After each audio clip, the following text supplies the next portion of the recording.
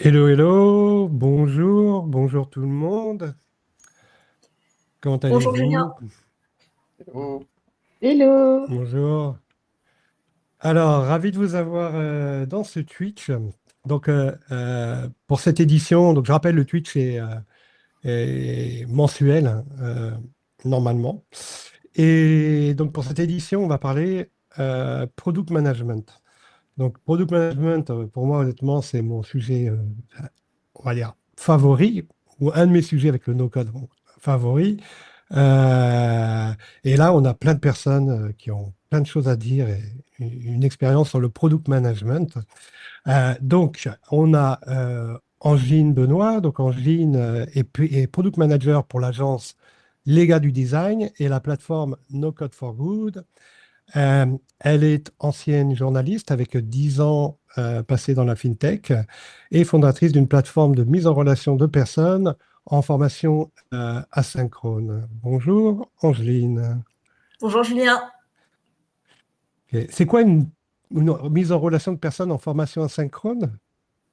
Alors ça, c'est un pain point bien identifié par un organisme de formation que je connais, avec lequel je me suis formée, qui est Open Classroom, et qui est que se former derrière son ordinateur en ligne, c'est très pratique. Ça peut même être quelque chose qui permet de se former, mais par contre, il y a quand même un phénomène de solitude. Donc c'est une plateforme qui répond à Mhm. ça. D'accord. Donc on se sent moins seul avec cette plateforme. Oui. Bon, super. Ça me paraît bien. Nous avons aussi Manon Mercier, donc Manon très connue d'ailleurs dans le product management no code, donc product manager no code, fondatrice de l'agence No Code Flow. Et comme elle me le disait avant le début de ce Twitch, une moldue à l'origine, donc non experte, on va dire, sur la technologie. Donc son objectif, euh, c'est de démocratiser au final la techno, le no-code, et au travers des pratiques du product management. Est-ce que je l'ai bien dit, Manon? Oui, c'est tout à fait ça, c'est de démocratiser la tech, mais de le faire correctement. D'accord. Bienvenue, Manon. Et Xavier Agapé, alors donc très connu hein, dans le monde No Code France. Si vous ne le connaissez pas, c'est que vous n'avez pas été à aucun Twitch. Voilà, donc Xavier est CTO chez Dataset Startup dans le monde du venture capital, donc tout ce qui est investissement en capital. Ancien consultant en management des systèmes d'information et formateur et coach no code. Bonjour Xavier. bonjour et bonjour à tous. Ok, alors on va faire un petit tour de table là, puisqu'on est là pour parler product management. Donc la première question que je voulais vous poser un peu, c'est quelle est votre expérience en termes de product management et pourquoi vous êtes tombé un petit peu dans la potion magique du product management? Qu'est-ce qui vous a amené à ça? Pourquoi vous aimez le product management? Ok, donc on peut faire un petit tour de table. On va commencer. Allez, Xavier, honneur aux hommes. Ok, bah écoute, très bien. Ben, moi, ça fait, enfin, avec mon ancienne casquette de consultant,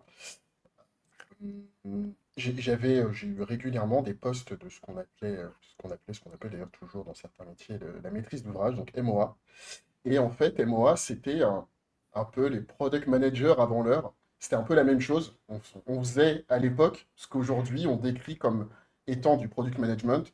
Je pense que la différence étant était qu'on n'avait pas vraiment cette casquette de vision, mais tout le reste du spectre, c'était géré par les maîtrises d'ouvrage.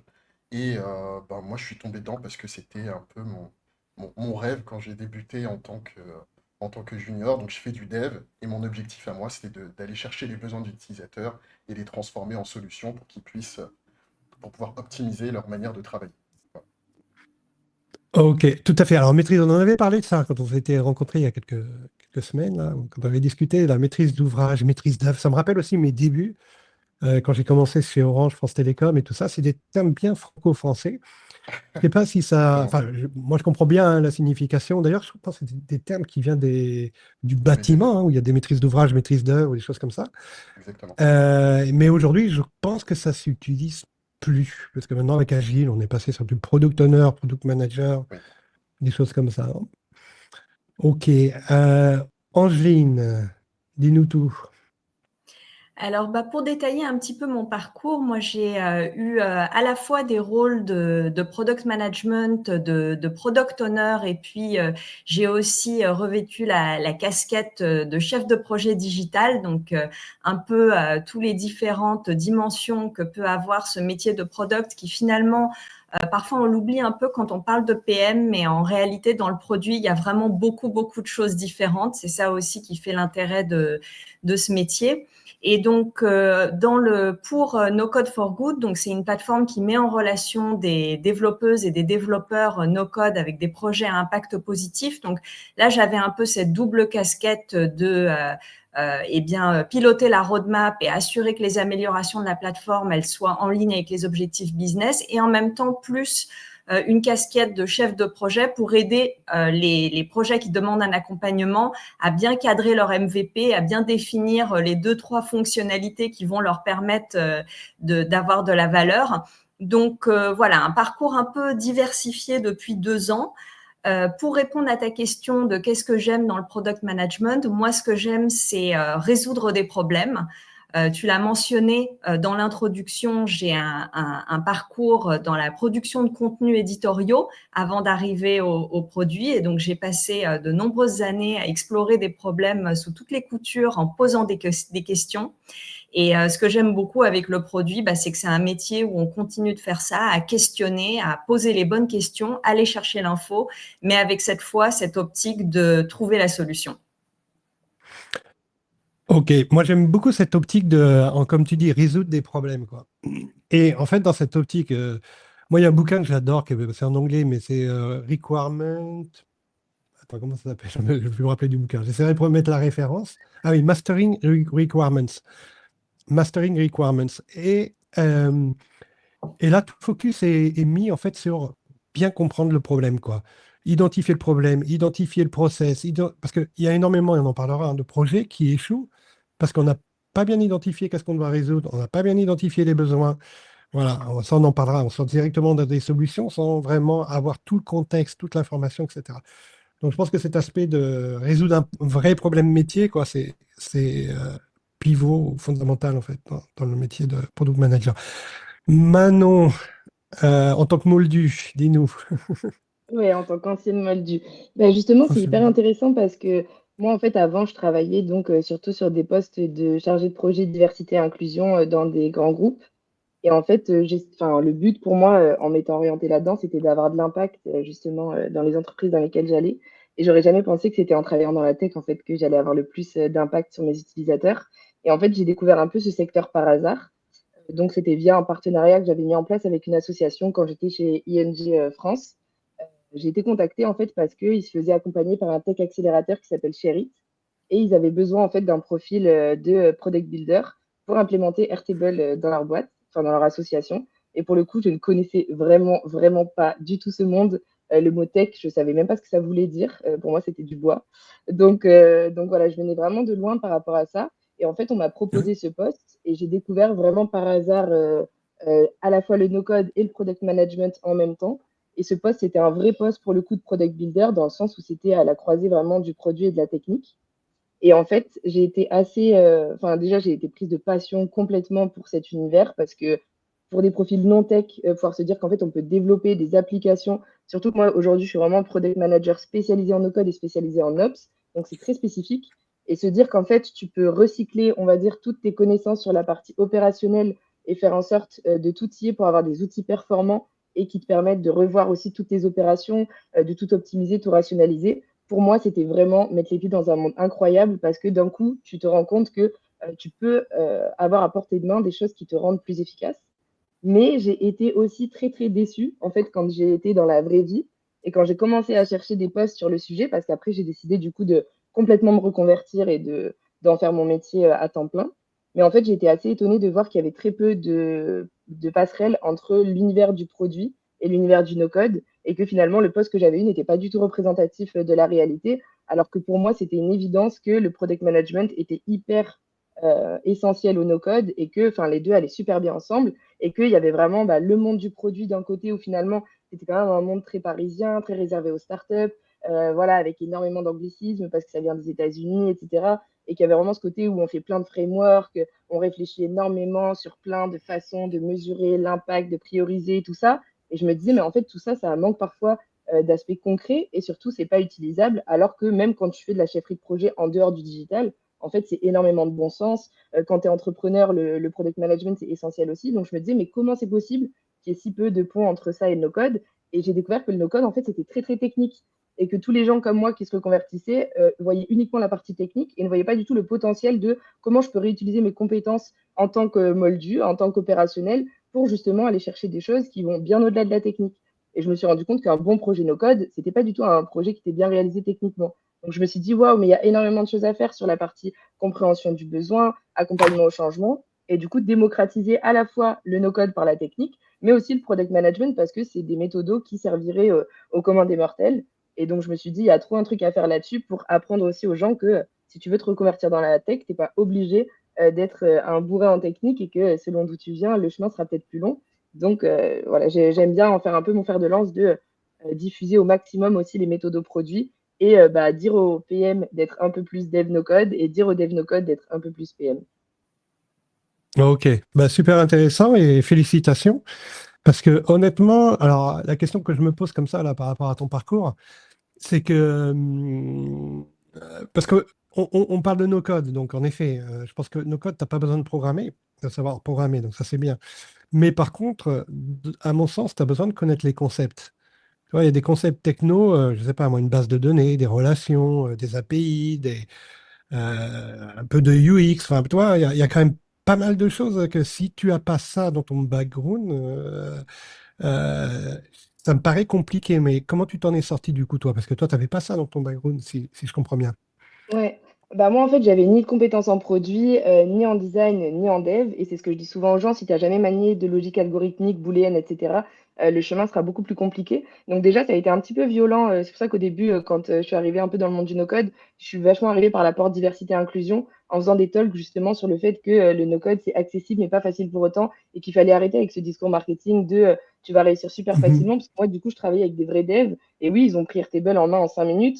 Mais en fait, quand tu viens du commun des mortels, en fait, et que tu connais pas du tout tout ça, ça peut être très violent aussi, ces discours où on te dit que c'est super simple, alors que moi, je passais mes nuits sur Airtable pour essayer de comprendre. Maintenant, forcément, c'est beaucoup plus simple, mais voilà, à l'époque, c'était compliqué.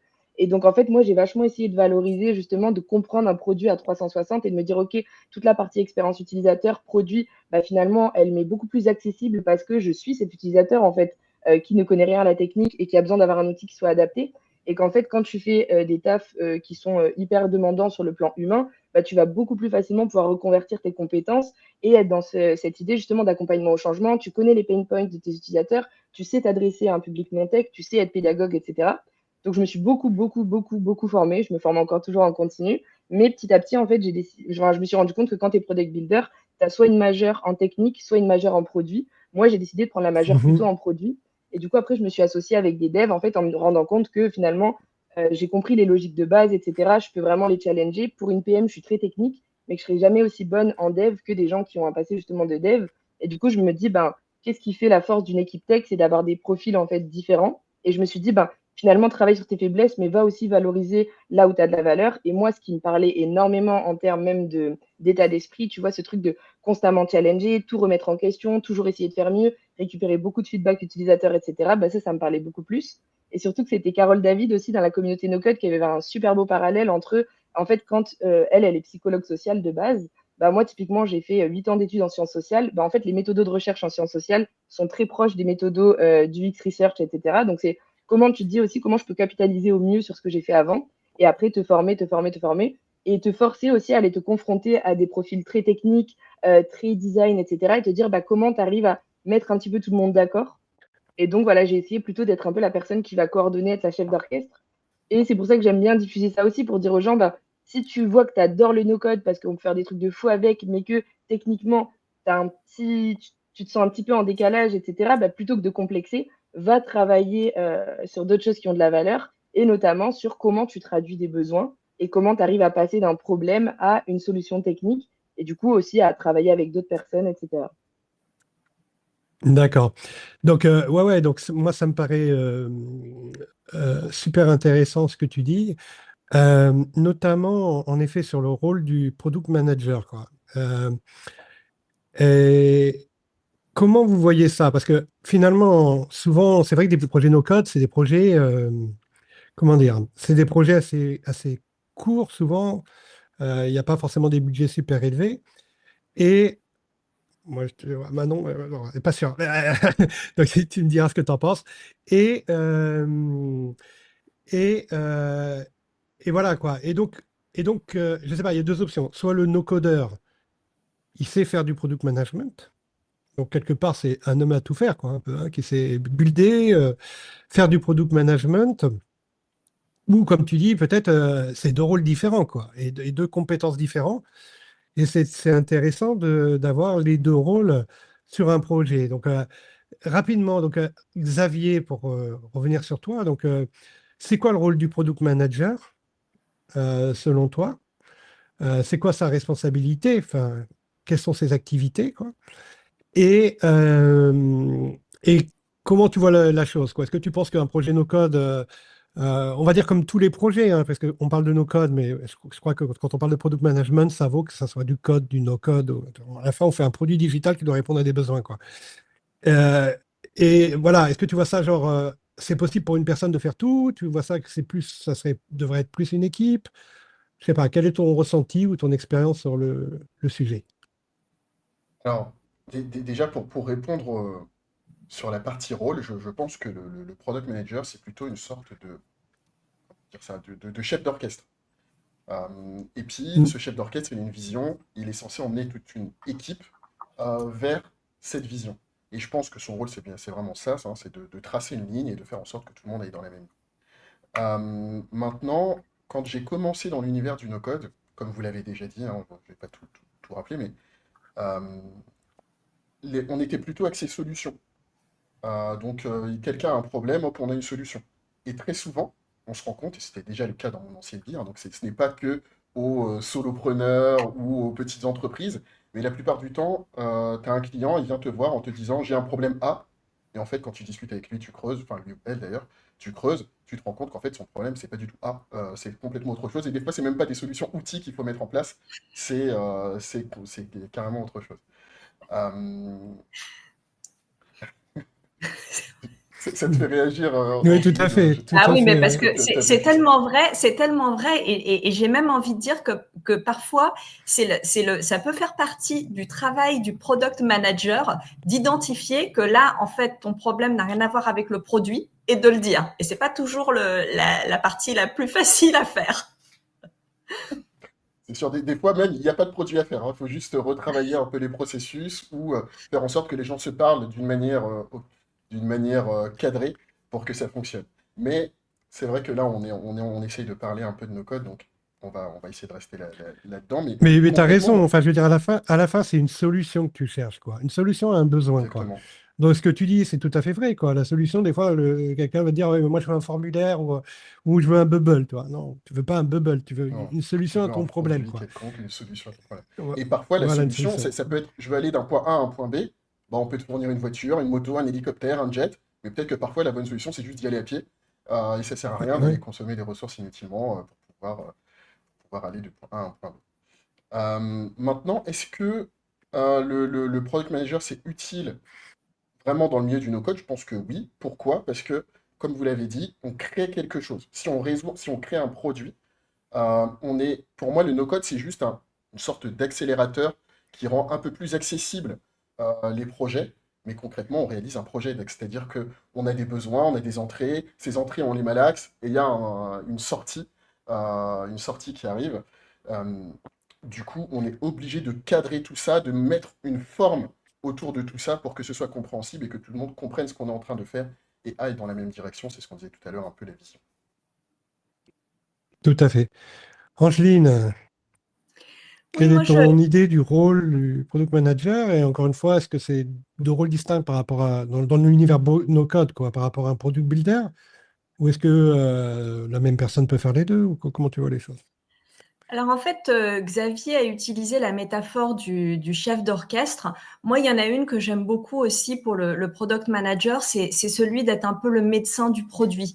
En fait, c'est lui qui permet au produit soit de survivre dans le pire des cas, ou en tout cas de bien vivre, de se développer et de croître.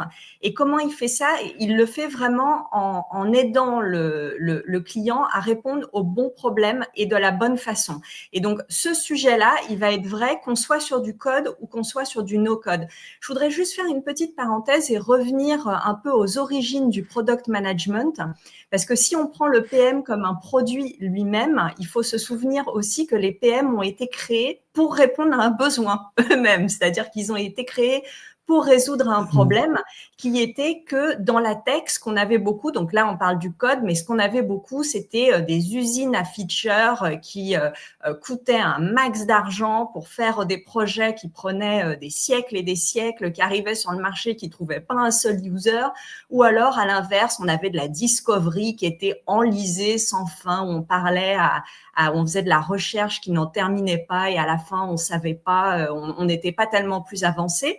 Et donc, finalement, le produit, c'est quoi? Le produit, c'est une approche et une boîte à outils qui est tirée donc du lean, de ce qu'on appelle le lean management, le marketing et les méthodes agiles. Et donc, c'est tout un tas d'outils qui ont été mis en place. Alors, Manon, tu faisais référence à la maladie du framework qui est bien connue chez les PM. Et c'est vrai que parfois, c'est peut-être un peu trop. Ce qui est vraiment important, c'est de rentrer dans le concret. Mais il y a quand même toujours, je dirais, ce point cardinal qui est de concilier des enjeux business, la satisfaction de l'utilisateur, de l'utilisatrice, et puis les contraintes de production. Et quand je parle des contraintes de production, là, c'est vraiment ce qui concerne à la fois les technologies elles-mêmes, donc qu'on soit sur du code ou qu'on soit sur du no-code, ou aussi tous les aspects de design.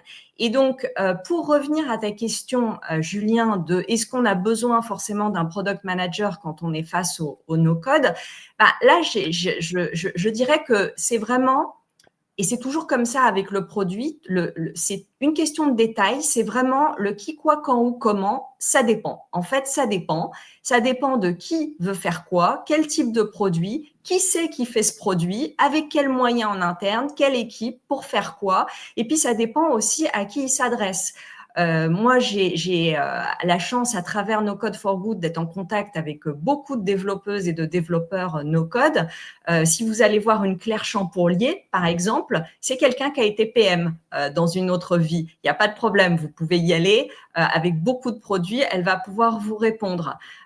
Si vous allez voir une Laura Bonavent, c'est une ancienne développeuse. Donc, il y a aussi ça dans cette communauté du no-code, des profils très diversifiés avec beaucoup de compétences différentes.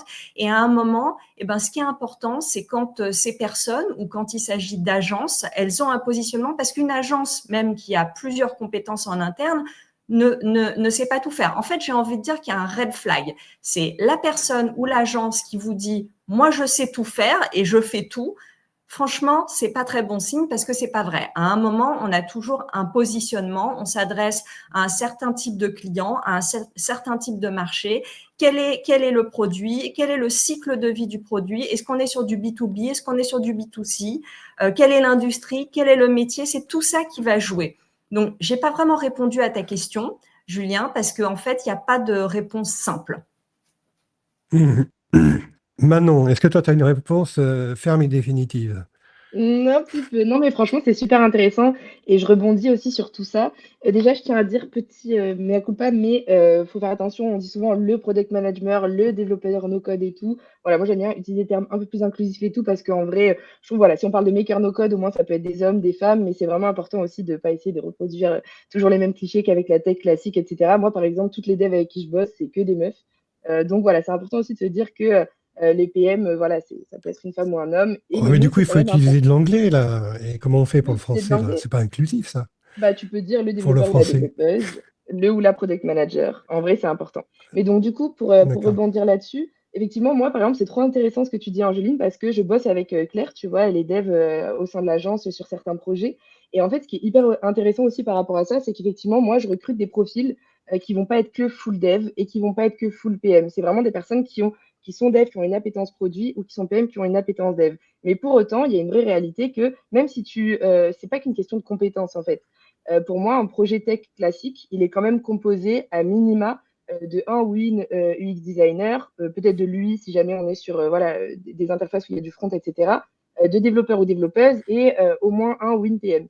Et en fait, la réalité, c'est que c'est très compliqué déjà de remplacer, parce que c'est du no-code, toute une équipe qui normalement est composée de au moins 3 personnes, voire un peu plus. Se dire qu'on peut remplacer tout ça par une seule personne, déjà il y a la question des compétences, mais il y a aussi la question de comment un seul cerveau en fait peut être à la fois autant 360 et faire en même temps le recueil du besoin, la conception, le dev, les tests utilisateurs, etc. et itérer sur le produit en continu. À un moment donné, il y a aussi une question de c'est beaucoup pour un seul cerveau, tu manques de recul, tu es plus challengé dans ta solution, etc. Donc, c'est pour ça que moi, j'aime bien dire que déjà, c'est des compétences qui sont hyper versatiles. Et donc, forcément, on va avoir une majeure ou une mineure sur l'un ou sur l'autre. Et c'est très délicat quand tu taffes avec des devs. Moi, je passe mon temps aussi à leur dire est-ce que ça répond aux besoins? Est-ce que c'est quelque chose qu'on avait défini? Est-ce que c'est quelque chose que le client a demandé? Parce qu'en fait, moi-même, quand je dev, bah, en fait, oui, tu as tendance à aller un peu dans des fioritures techniques, tu t'emballes, etc., parce que tu adores ce que tu fais. Tu vas créer aussi une espèce de. Ça va être compliqué de revenir en arrière parce qu'en fait, tu as passé du temps à développer des fonctionnalités, etc. Tu t'es un peu emballé parfois dans ta fonctionnalité. Donc, ça va être très dur ensuite de le reconfronter au client, etc. Donc, je pense qu'aussi, c'est pas pour rien qu'il y a plusieurs rôles et c'est compliqué d'avoir tous ces rôles en une seule personne. Et c'est vrai que moi, bah, comme disait Angéline, ça dépend quand même de qui porte le projet, et, quel est le budget, etc. Parce que forcément, il y a une vraie question d'économie aussi. Et ça répond aussi à ce problème d'avoir un seul profil, c'est chouette. Sauf que pour moi, il y a un vrai problème que ça pose, c'est que voilà, je crois pas trop aux moutons à 5 pattes et au profil multicasquette.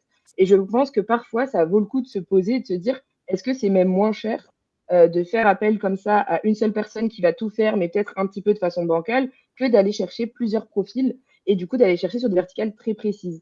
Donc moi, je ne crois pas trop au rôle de product builder. Je l'ai exercé du coup dans l'asso quand j'ai commencé. Après, j'étais lead product builder à HEC. Je travaillais même avec 6 prestats que je dirigeais, etc. Et en fait, je me suis rendu compte aussi des limites de ça.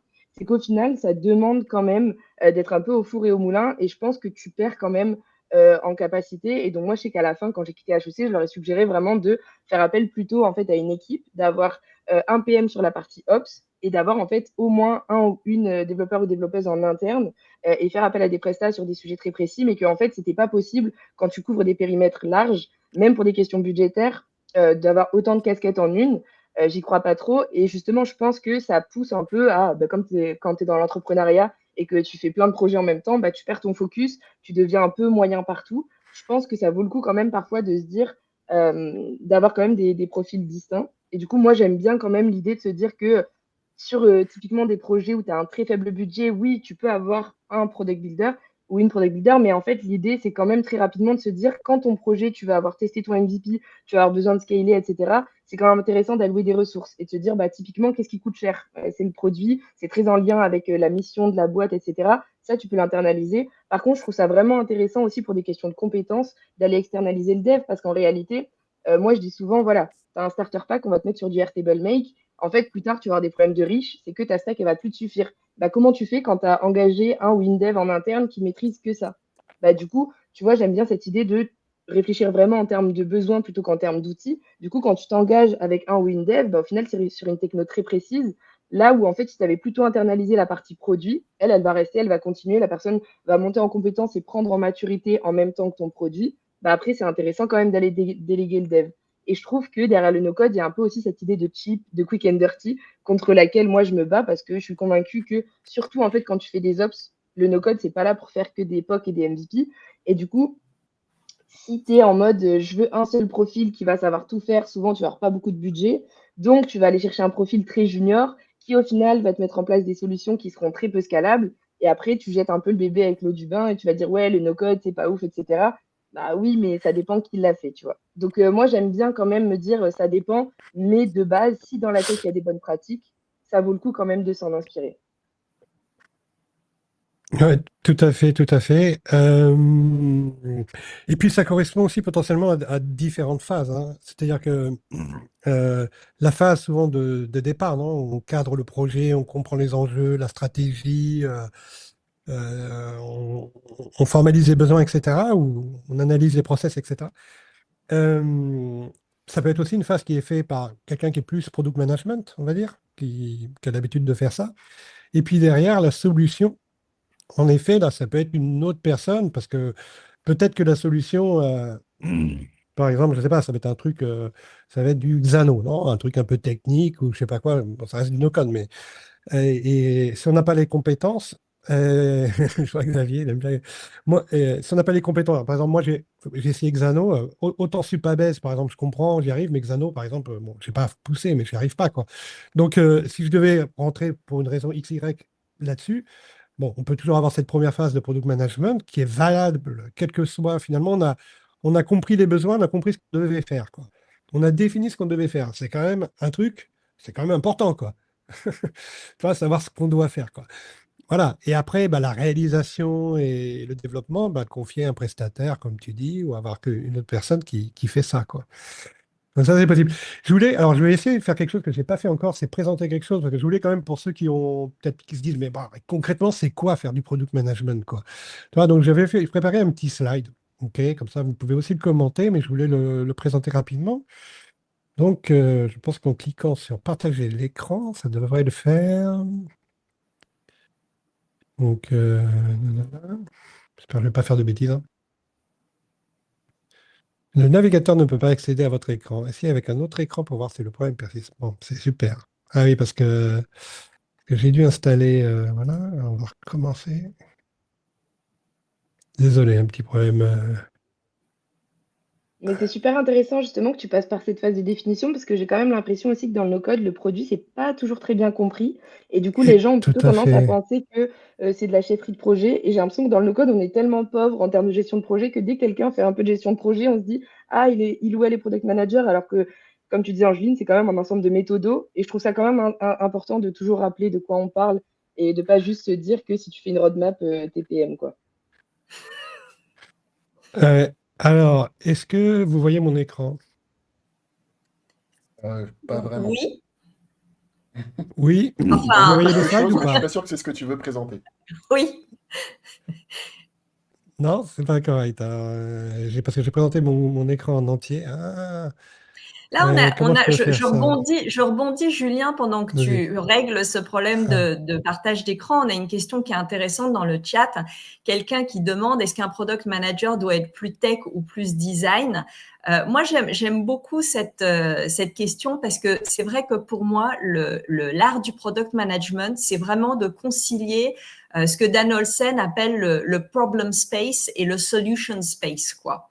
Donc, c'est vraiment de passer de cette définition du besoin dont on a parlé à la solution.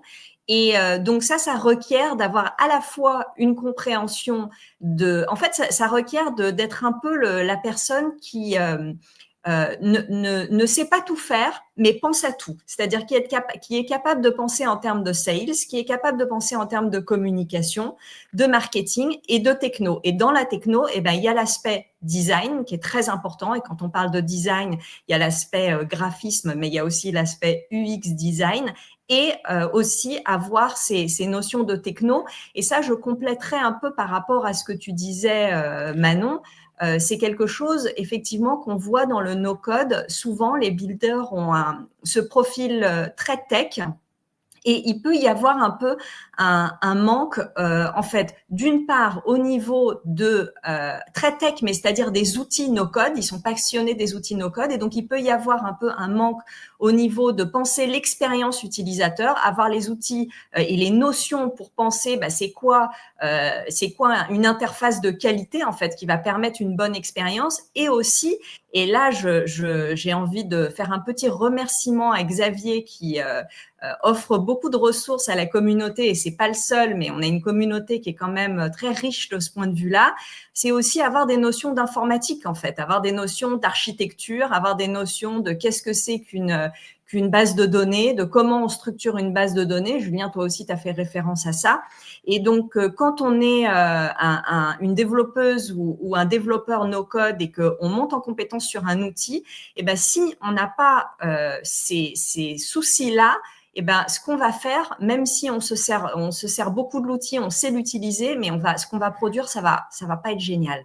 Ça va même poser des problèmes, on peut dire. Et d'ailleurs, j'en profite pour mentionner cette vidéo dont on parlait avant de commencer ce live, parce que les personnes qui sont avec nous l'auront peut-être vue, mais donc cette vidéo d'Underscore, qui est un très bon YouTuber sur comment perdre 45 000 € en no-code. Bon, bah voilà, en fait, c'est ça qui peut se passer quand on ne s'y prend pas de la bonne façon. Ouais, et on rebondira sur cette vidéo. Donc rapidement, ce slide, vous le voyez cette fois-ci? Oui. C'est bon? Oui, ok. On voit. Voilà, donc je voulais, parce que ce que tu disais, c'est que les gens ne connaissent pas forcément c'est quoi faire du product management. Donc je voulais que rapidement, parce qu'on a aussi d'autres choses, je vois le temps là qui est en train de filer, donc on a d'autres choses à discuter. Donc rapidement, donc je voulais dire un peu des activités du product manager. Et donc voilà, donc là on parle de stratégie, de vision, donc pour le produit, de voir où est-ce qu'on va, c'est quoi les objectifs à long terme, court terme, etc.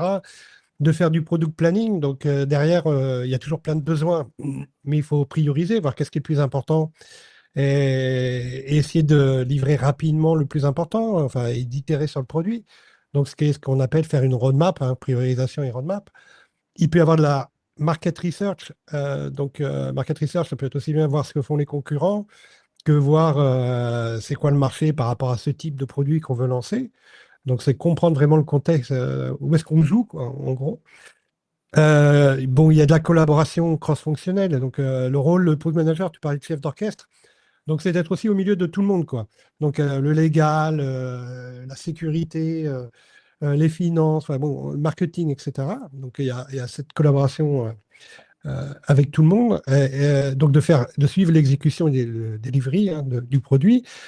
Il y a aussi tout ce qui est go-to-market, product launch, donc savoir lancer le produit, et tout ce qui est continuous improvement, donc suivre aussi les KPI. On a défini des objectifs au départ, il faut savoir les suivre. Et stakeholder management, évidemment, dans tout projet, il y a différentes personnes. Il faut savoir gérer les expectations, comme on dit ça en français, Les les attentes. souhaits, les attentes, voilà, merci, de chacun. Et parfois débloquer des situations, hein, parce que voilà, ça peut être. Enfin, il peut y avoir différentes attentes ou intérêts, on va dire, sur un projet. Donc voilà, je voulais faire un petit panorama comme ça. Je ne sais pas si vous souhaitez réagir là-dessus, sur les activités potentielles en fait, du product manager. Bah, en fait, je suis 100% en phase avec ce qui est là. Et comme ce que Manon disait un petit peu tout à l'heure aussi, c'est que c'est difficile, même quand on est un product manager, de savoir tout faire très bien. Moi, je pense qu'il ne faut pas hésiter donc aussi à s'entourer. Par exemple, moi, je suis nul en design. Design, la partie UI. Franchement, je suis une catastrophe et c'est totalement, c'est un gros handicap pour moi. Il ne faut pas hésiter à s'entourer de personnes qui sont à même de pouvoir vous aider, vous accompagner sur ces sujets-là, peut-être même de manière ponctuelle, parce que ça peut vraiment vous sauver la vie et sauver vos projets. Donc là, c'est sur le design, mais ça pourrait être sur totalement autre chose. C'est pas parce qu'on est PM qu'on sait forcément tout faire en tant que PM, et pas hésiter de se faire accompagner. Et carrément, et pour rebondir là-dessus, typiquement, moi, je trouve qu'une des grosses forces de ce métier, c'est la partie humaine et le côté humilité. Une grosse partie de notre taf, c'est de savoir dire non, etc. Et c'est aussi savoir se le dire à soi-même. C'est pas possible en fait de tout maîtriser. Il y a souvent une triptyque qui montre que le produit, c'est à la croisée de l'UX, de la tech et du business. Tu peux pas être excellent dans les trois. Donc c'est important aussi justement d'avoir conscience de ça et de se faire challenger. Et typiquement, moi, je trouve que c'est hyper important. Moi, même si je fais que des projets back-end, je fais appel à une UX designer justement parce qu'en fait, c'est une vraie expertise, ne serait-ce que en fait, quand tu crées des interfaces en interne, ne serait-ce que quand tu as des formulaires, typiquement sur Fillout, etc., bah, c'est hyper important de penser l'UX aussi là-dessus. Donc, je pense qu'il y a une vraie capacité à aussi savoir s'entourer des bonnes personnes et travailler en équipe parce que tu peux pas être chef d'orchestre que pour toi-même. Donc voilà, je pense que c'est aussi important cette notion d'humilité et de se dire que on peut pas tout gérer. Et en fait, il y a plein de profils hyper diversifiés. Donc encore plus quand tu es en freelance. Moi, je trouve que je crois fort au fait de s'associer avec d'autres personnes et voilà, d'avoir des petits trios, des petits collectifs, etc. Je pense que ça permet vraiment mieux de tacler les besoins et justement de ne pas arriver sur des pertes à 45 000 euros. Je trouve que c'est aussi notre éthique professionnelle de savoir où est-ce qu'on est bon, où est-ce qu'on est moins bon. Tu ne demanderais pas à un plombier en fait de te faire ta maison en entier. Donc je trouve que c'est un peu pareil avec le digital. Bah, pour ça que je sors un petit peu ce slide aussi, là, on parle souvent de triade, hein, ça rejoint un peu ce que tu dis, Manon. C'est que dans un monde, dans le code, dans le no-code, dans un monde à l'idéal, on va dire, En effet, quoi, il faut le dev, celui qui connaît bien la technique, le design lead, celui qui est UX, quoi, qui connaît bien le UX, et puis le product manager. Alors après, bon, c'est vrai que ça peut être un peu différent en fonction du type de projet, quoi. Si tu as un projet grand public, je te conseille réellement d'avoir un UX designer.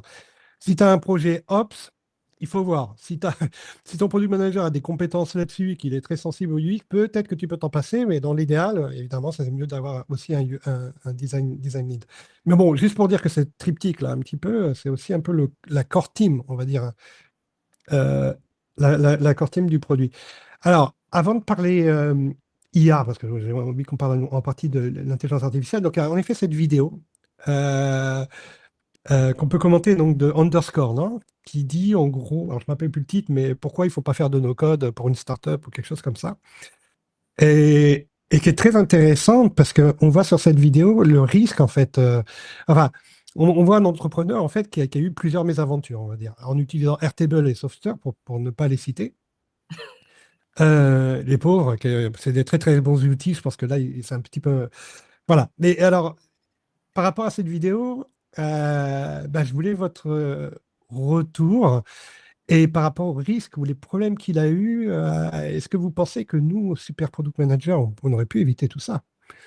Donc, on peut commencer, allez, on recommence pas, allez, on inverse, par une product manager, Manon. Yes. Bah, en fait, déjà, moi, j'aime bien me dire que voilà, faut pas jeter le bébé avec l'eau du bain. En fait, peu importe la techno que tu utilises, pour rebondir sur ce que disait Xavier au début, moi, je me dis le code, le no-code, l'IA, c'est que des couches d'abstraction supplémentaires, c'est que des moyens, c'est pas des fins en soi. Donc, tu peux jamais dire qu'un outil entier est nul. Je veux dire, si tu te mets au bricolage demain, que tu prends un marteau, tu fais un trou dans ton mur, tu peux pas accuser le marteau ni le mur. C'est probablement toi qui n'auras pas bien Mhm. utilisé. Donc, je trouve ça important toujours de remettre du bon sens, des choses très simples. Moi, je garde toujours mon esprit de moldu. Je me dis toujours keep it simple. C'est genre à quel problème on répond, comment on l'a fait, qu'est-ce qui fonctionne pas. Donc, je pense qu'il y a quand même une part de la personne elle-même. Effectivement, comme je disais, tu construis une maison, un peu bizarre de faire appel qu'à un plombier ou un électricien, mais pourquoi pas. Mais du coup, tu peux pas après te dire que l'architecture était nulle, par exemple. Sinon, c'est un peu douteux. Après, il y a une vraie éthique professionnelle aussi de la personne en face de si t'es plombier ou électricien. Est-ce que tu acceptes de construire une maison de A à Z, de faire les plans, etc., la peinture et tout? Bon, pourquoi pas? Mais il y a une question d'éthique, je trouve. Du coup, moi, je pense qu'effectivement, la personne qui est PM, comme on le disait, c'est aussi la personne qui porte la vision, qui est là pour challenger, aligner toutes les parties prenantes, etc. Pour moi, rater un projet, que ce soit un projet à 5 000 ou 45 000, le résultat, il est le même. On est passé à côté de quelque chose, on n'a pas compris les besoins et on y a mal répondu. Donc, c'est sûr qu'effectivement, la Tout perte à est plus fait, oui. conséquente quand c'est des projets plus élevés. Mais il y a un vrai sujet qui est de se dire si ton projet était mal cadré, les besoins mal compris et du coup mal implémentés, tu peux utiliser la technologie que tu veux. Dans tous les cas, effectivement, ça ne va pas fonctionner. Après, il y a des vraies questions de à quel point des outils sont permissifs ou non. Je sais qu'il y a des gros débats aussi sur nos chaînes. Tu as des outils qui sont super permissifs et qui, du coup, cadrent très peu finalement l'expérience utilisateur, le design, etc. Donc, forcément, avec ces projets-là, tu as plus de chances de faire un peu du grand n'importe quoi. Mais je me dis que ces outils, ils rendent accessible la tech, mais c'est pas pour autant qu'ils rendent accessible tous les raisonnements qu'il y a avec. Donc je me dis, OK, ça facilite l'accès à la technique. Pour autant, qu'est-ce qui fait qu'un bon produit est réussi? C'est pas uniquement la partie technique. Pour moi, c'est même que 30-40%. C'est vraiment quel besoin tu as compris, comment tu as répondu, etc. Et pour moi, ça ne devrait jamais arriver qu'un projet à 45 000 ou à 5 000 euros soit raté parce que tu es censé t'en rendre compte bien, bien, bien avant. Donc pour moi, il y a quand même un problème côté Presta et côté client aussi, parce que laisser ton client être ton PM, pour moi, c'est la pire idée. Donc, bien sûr que selon moi, si tu justement avais un PM sur un projet comme ça, qui soit un ou une bonne PM qui fait bien son travail, tu n'en arrives jamais en fait à ce type de désastre, quoi. Tout à fait. Et je pense qu'en ayant compris les besoins, par exemple, il parlait, il y avait un besoin où je crois que ses prestataires ou ses clients, enfin des utilisateurs devaient accéder à la solution. Il disait oui, mais alors quand on accède avec Airtable, c'est 20 euros par mois par utilisateur. Bah oui, bah oui. Et donc il fallait peut-être savoir au départ de dire, ah bah, nous on a prévu, je sais pas, on veut donner accès, et il y a 100 utilisateurs, il y a un besoin, voilà, au moins 100 utilisateurs externes. Et là, rôle au PM déjà de capturer ce besoin. Et rôle après aussi OPM en collaboration avec des gens qui connaissent les solutions pour dire ah bah il faudrait peut-être pas que tu ailles sur du Airtable dans ce cas-là, tu vois.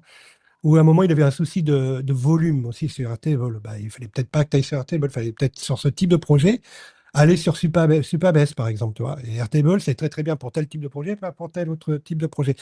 Donc, oui, oui, je pense que c'est important de, voilà, si on comprend bien le besoin, et ben du coup, je veux dire, c'est comme un architecte, hein, pour reprendre une image, quoi, hein.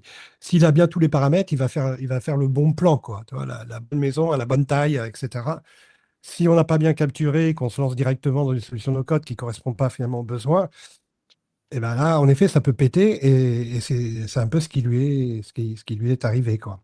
Mais je pense Voilà, que quand Angélique. même, je Ouais. pense quand même faut garder en tête que ce projet n'est pas si anecdotique parce que je sais qu'il y a plein de gens qui se disent oui, mais c'est n'importe quoi. Moi, je fais plein de projets super et tout. Moi, j'ai quand même rencontré souvent des projets comme ça aussi dans le no-code. Donc, je trouve que c'est important aussi de se remettre en question et de se dire aussi quel projet on délivre. Enfin, de pas se dire que c'est un cas isolé. Bien sûr qu'il y a un petit côté putaclic dans le titre. Bien sûr que c'est pas représentatif de tous les projets no-code. Mais je pense que ça peut nous emmener quand même à nous challenger, à nous poser les bonnes questions.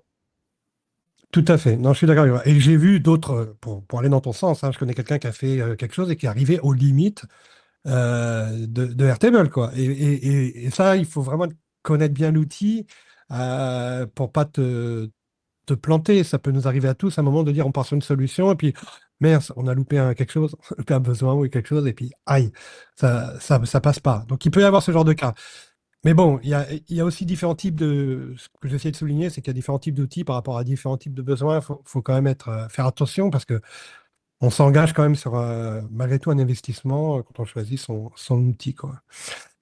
Angeline, qu'est-ce Oui, que bah moi, tu en as pensé de cette vidéo et comment on peut faire nous, en tant que PM là, pour éviter ces pièges ou ces risques du no-code? bah, en fait, je dirais que cette vidéo, c'est la démonstration du fait que ça soit pour du no-code ou que ça soit pour du code, on a besoin d'une product manageuse ou d'un product manager parce que, comme je l'ai dit un peu plus tôt, c'est le rôle de passer du problème à la solution. C'est vraiment dans cette jointure-là que s'insère là où le PM. Et donc, du coup, ça fait vraiment partie du travail de PM et du coup, et là, je vais faire un lien avec l'IA aussi, qui était un sujet qu'on voulait aborder aujourd'hui, que d'être vraiment très au fait des technologies. Le ou la PM, c'est quelqu'un qui est en permanence en train de s'intéresser aux technologies qui sont existantes. Donc, bah, voilà pourquoi les PM se sont forcément intéressés aux outils no-code quand ils sont arrivés. Voilà pourquoi ce sont les premiers aujourd'hui à s'intéresser à l'IA. L'IA, c'est bien, mais pour faire quoi? Pour qui? Comment? En fait, c'est ça les questions que va se poser une ou un PM. Et cette personne-là n'aura pas forcément les réponses. En tant que PM, on n'est pas expert de tous les outils no-code, mais par contre, on sait poser les bonnes questions et aller chercher les bonnes réponses. Et donc, c'est ça qui est vraiment important. C'est cette expertise des Mhm. outils, des méthodes qui fait qu'on va savoir poser les bonnes questions. Et même si on n'a pas soi-même l'expertise pour y répondre, on va être capable d'aller la chercher pour au final orienter sur la bonne solution parce que notre travail en tant que PM, c'est ça, c'est de trouver déjà quel est le bon problème, le problème à résoudre, et ensuite comment on y répond de la bonne façon. Ouais. Super intéressant, merci Angeline. Et j'aime beaucoup cet aspect aussi, cette double casquette malgré tout, hein. On est sur de la tech, hein, quand même. Donc avoir un peu cette double casquette product management qui est cruciale, fondamentale, mais aussi tech. Je pense que c'est en effet très important. Et du coup, des profils comme Xavier, puisque Xavier, toi, tu es CTO, donc tu as vraiment t'as aussi cette double casquette, non, de product manager et tech. Qu'est-ce que tu en penses, toi? Bah, bon, moi, j'ai regardé la vidéo. D'ailleurs, je suis Micode depuis le début. Donc, ça fait très longtemps. Donc, je suis, quand je vois ce type de vidéo, ça me fait penser aux vidéos de TF1 qui font des tests de voitures électriques et qui prennent une voiture à 30% et qui te disent bon, bah, j'arrive pas à aller d'un point A à un point B. Bah, oui, t'as pris une voiture à 30%, ça marche. Bref. Hmm. Concrètement, ce qui se passe, c'est que déjà dans cette vidéo, on a quelqu'un qui est censé être un développeur et qui n'a fait que des mauvais choix techniques. Normalement, si tu es un bon développeur, tu peux faire une fois la première erreur parce qu'il fallait sortir quelque chose en une journée. Alors peut-être, tu peux faire un truc quick and dirty, ça arrive, c'est possible, tout le monde le fait. Tout le monde peut le faire dans certains contextes.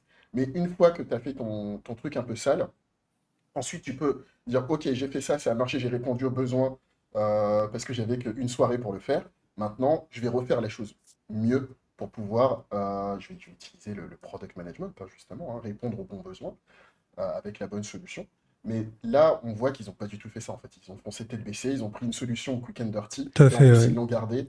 Et après, comme l'a dit Sacha, donc apprendre le no-code dans les commentaires, la personne, elle dupliquait ses Ouais. bases à chaque fois. Bref, c'est vraiment ni fait ni à faire. Il n'y a rien de bien dans cette solution.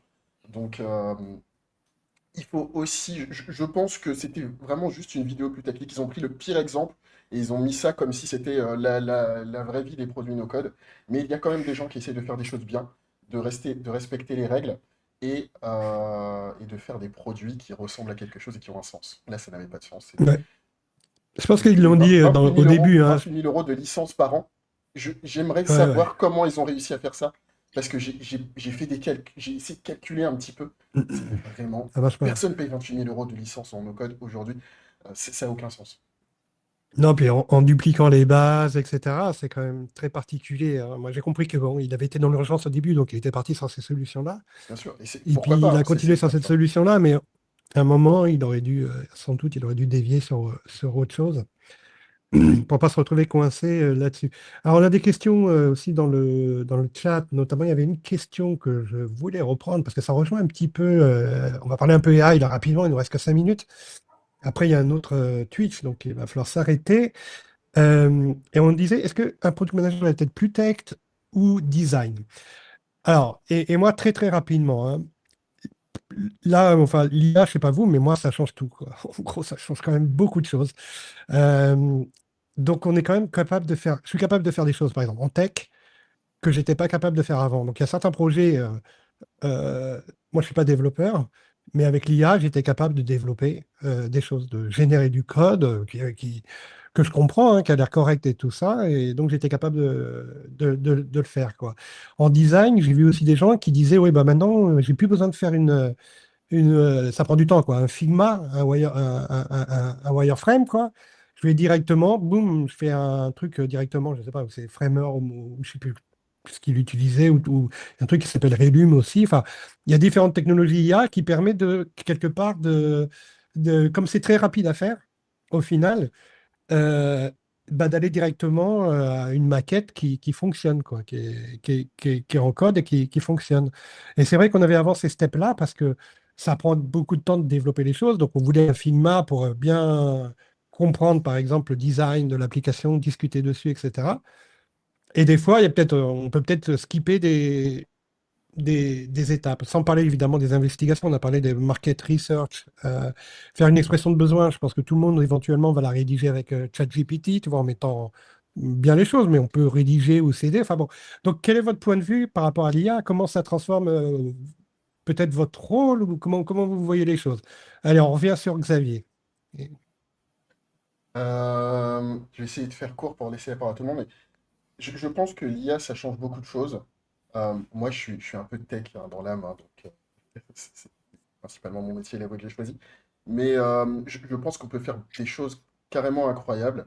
Je travaille moi-même sur des outils, des espèces d'agents IA qui vont faire un peu de gestion de projet et dans le futur un peu de product management, mais plutôt la partie opérationnelle, hein, pas toute la partie vision, etc., etc. Donc je pense que l'IA, ça va changer beaucoup de choses, ça va être une aide incroyable. D'ailleurs, tous les projets, vous l'avez déjà dit tout à l'heure, hein, Angéline et Manon, mais tous les projets n'ont pas suffisamment de moyens pour avoir des grandes équipes. Et je pense que ça peut justement booster les petits projets pour pouvoir avoir un product manager en maison qui soit une IA. Ce ne sera pas parfait, mais ce sera déjà ça. J'essaie de faire quoi? Merci. Angeline. Je ne sais pas là, Xavier, si tu avais, si j'ai bien compris ce que tu viens de dire, à savoir que l'IA pouvait servir de PM, qu'on pouvait se fabriquer un petit PM avec une IA, c'est ça que tu voulais dire? Oui, Ouais. carrément. Ouais, bah, là, je dois dire que je suis pas tellement convaincue par ça parce que en fait, je dirais qu'il y a l'IA en fait pour vraiment pouvoir en tirer profit, il faut mettre de l'IN dedans, il faut mettre de l'intelligence naturelle, hein, parce que sinon, l'IA toute seule, on voit bien qu'elle pose énormément de questions en termes de qualité, en termes de moyens aussi. Donc aujourd'hui, je dirais que les PM doivent être les premiers à s'intéresser à l'IA. Ils doivent être les premiers à s'intéresser à l'IA pour 2 raisons. La première, c'est que, bon, déjà, ça change nos manières de travailler, ça va changer demain les manières de travailler de tout le monde, mais probablement que les produits sont toujours un peu à l'avant-garde de l'évolution des méthodes de travail avec les technologies. Donc ça, vous en avez parlé, je ne reviens pas dessus. Mais ensuite, ça change aussi la manière de penser le produit. Aujourd'hui, tout le monde veut faire de l'IA, tout le monde veut mettre de l'IA dans son produit. Est-ce que c'est forcément pertinent? Ça dépend de ce qu'on veut faire, de comment on veut le faire, de pourquoi on veut le faire. Je pense que c'est très important et là, je pense que le PM a un vrai rôle à jouer en ayant une expertise sur l'IA, en posant les bonnes questions pour aller chercher les bonnes réponses. Ce qui est très important, je pense, c'est d'avoir une bonne compréhension de comment fonctionne l'IA. On parle d'IA, mais en fait, on en parle un peu comme d'une formule magique, sans vraiment s'intéresser à ce qu'il y a derrière. Il y a le machine learning. Le machine learning, c'est pas forcément des LLM. Donc, vraiment comprendre comment ça marche, qu'est-ce qu'on peut faire avec ou pas. Il y a des choses qu'on peut faire qui sont extrêmement efficaces. Il y en a d'autres où l'IA est beaucoup moins performante. Tout ce qui relève en fait des associations, c'est difficile pour l'humain. On rappelle toujours cet exemple du chat et de l'oiseau. Un bébé de 1 an qui ne parle pas encore sait identifier un chat et un oiseau et le nommer. Mais pour une IA, faire ça à une machine, c'est un boulot pas possible. Donc, on le fait maintenant, mais ça a été un boulot pas possible. Donc, il y a des choses que les IA, encore aujourd'hui, ne font pas très bien. Et donc, ça pose tout un tas de questions. Et là, le rôle du PM est central. Ou de l'APM, Manon. Allez, Manon, qu'est-ce que tu en Non, et j'ai penses? plus toi. Franchement, ça fait trop plaisir d'entendre ces discours et tout. Ça m'a reboosté pour la journée de vous entendre dire tout ça. Je suis hyper alignée avec ce que tu dis, Angéline, avec ce que tu soulignais aussi, Xavier. Cette question de ça peut répondre à des structures qui ont des petits moyens, mais encore faut-il que ce soit bien fait. Et pour moi, en fait, il y a vraiment cette question de à quoi est utile ou non l'IA. Encore une fois, on dit IA, mais on parle surtout d'IA générative la plupart du temps. Mais c'est se dire, en fait, en quoi c'est utile ou non. Pour moi, ça doit être un accélérateur d'humain. Donc, c'est se dire en quoi c'est utile ou non pour que nous, on intervienne exactement de la même façon qu'avec les automatisations, etc., là où on a le plus de valeur. Donc, c'est se dire, voilà, où est-ce que c'est pertinent de l'avoir ou non. Je ne suis jamais pour bénir ou maudire une techno, mais c'est toujours se dire, voilà, en quoi c'est intéressant, où est-ce que je peux le mettre ou non. Mais effectivement, tout ce qui va être capacité de réflexion, de prise de décision, c'est hyper important. Je pense qu'il y a des choses qui sont vraiment, je lutte pour que ce soit fait à la main. Je pense qu'il y a des choses qui sont très intéressantes sur la partie analytique, etc. Donc, voilà, je pense que c'est toujours, il ne faut jamais tomber dans un truc de être hyper défiant d'une techno ou d'en être fan. C'est toujours comment tu l'utilises pour répondre à des besoins, comment tu apprends de ses forces, de ses faiblesses et comment tu l'adaptes à chaque contexte. Mais je pense que plus que jamais, maintenant qu'il y a des accélérateurs sur le plan technique, on a besoin de personnes qui sont capables de bien traduire le besoin. Tout à fait, ça reste un outil malgré tout. Donc, et il y a peut-être 2 volants. Il y a l'aspect product manager, comment ça nous aide dans notre travail de product manager, et puis il y a comment on l'emploie dans les applications pour automatiser, pour faire des choses. Et très rapidement, parce que j'ai écouté un truc hier, le progrès qu'ils sont en train de faire est hallucinant, quoi. Il y en a qui disent qu'en 2025, on va avoir l'IA globale, je crois qu'ils appellent ça comme ça, c'est-à-dire plus intelligente que l'homme, quoi. Ça, ils pensaient le faire plus tard, et il semblerait que ça va à une vitesse incroyable. Et il y a des milliards qui sont mis dedans, donc là, je vous laisse là-dessus, mais je pense que on est vraiment dans une révolution, quelque part, une révolution technologique et de société, quoi. Merci beaucoup, il est l'heure, alors je laisse la place à nos copains qui suivent. Merci beaucoup, super intéressant vos feedbacks, vos retours. Merci encore et bonne journée, bon week-end à vous. Merci, bonne Merci. journée. Bonne journée, Au à revoir tout le monde. bientôt. Au revoir.